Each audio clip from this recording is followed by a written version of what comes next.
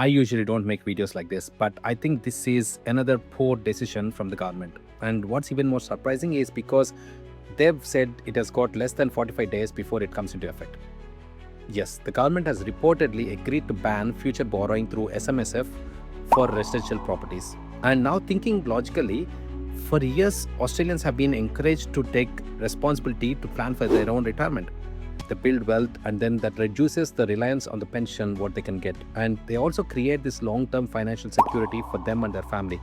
And one of the tools which they have always been using is investing in residential property through SMSF. Now, we are being told that the future investors might lose this access completely.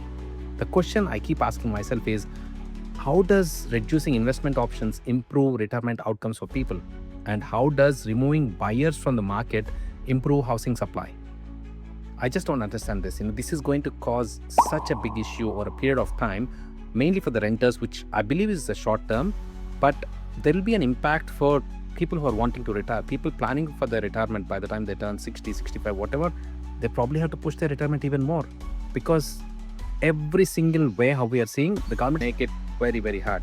And how does introducing major changes with limited notice help people who have been spending their years planning for their retirement? There are people who are saving enough money to be able to go and buy an investment property in their super. And so what's going to happen with them? Whether you agree with SMS investment in property or outside the property, the bigger issue is the uncertainty which is being created over here. Investors need confidence and business owners need confidence.